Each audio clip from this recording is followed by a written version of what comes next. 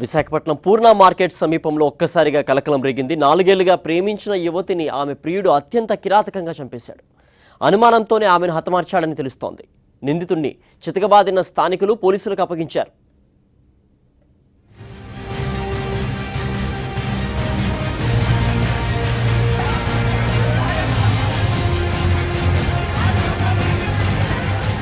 విశాఖపట్నంలోని పూర్ణ మార్కెట్ సమీపంలో ఉండే రంగిరీజు వీధిలో ఉండే పూరలి భవానీ, పండా వీధికి చెందిన బొందలపు సతీష్ కొన్నాళ్లుగా ప్రేమించుకుంటున్నారు.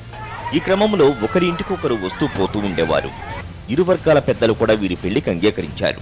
అయితే భవానీపై అనుమానం పెంచుకున్న సతీష్ తరచూ వేధించేవాడని, ఈ క్రమంలోనే తన ఇంటికి ఆమెను పిలిచి అత్యంత దారుణంగా కత్తితో పొడిచి డంబెల్స్ తో కొట్టి చంపేశాడని స్థానికులు చెబుతున్నారు.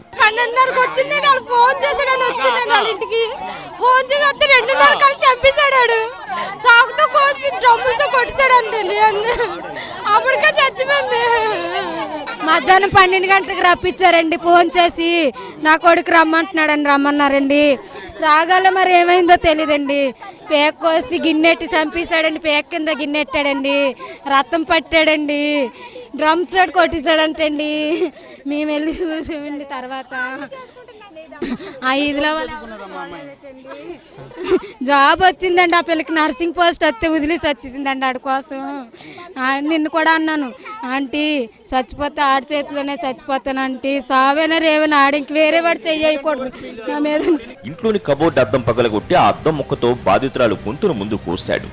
ఆమె గట్టిగా అరవడంతో సమీపంలో ఉన్న స్థానికులు ఆపడానికి ప్రయత్నించారు. వారిపై కూడా దాడి చేస్తానని సతీష్ బెదిరించాడు. భవానీ మృతి చెందినప్పటికీ ఉన్మాదిగా రెచ్చిపోయిన అతడు డంబెల్తో పదే తలపై కొట్టాడని స్థానికులు చెప్పారు.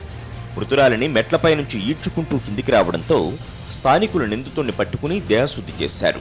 అనంతరం స్థానిక పోలీసులకు సమాచారం అందించారు. అతనికి ఒంట్లో బాగాలేదండి. ఆ కుర్రాడికి చూసి వస్తానమ్మా అని అమ్మని ఫోన్ చేశారు. పంపించలేదు. మేము అసలు ఇంట్లో బాగోట్లేదు కదా వెళ్ళగాని అన్న భవానీ లేకపోతే ఉండను అని వాళ్ళ అమ్మకి చెప్పాడంట. నా కాలు పట్టుకుంది మొన్న వచ్చి పంపించమ్మా అంటే సరేలే అయితే పంపించాను. మళ్ళీ ఈ రోజు పంపించమంటే ఈలోగా చచ్చిపోయిందని కబురు వచ్చిందండి. ఏం జరిగింది అక్కడ నాకు ఏం అర్థం కాదు. ఎవరితో ఫోన్ లో మాట్లాడిన సరే ఉట్టుకున్నానికి అనుమానించేవాడు. అంటే పెళ్లి చేసుకుంటానని చెప్పేవాడండి.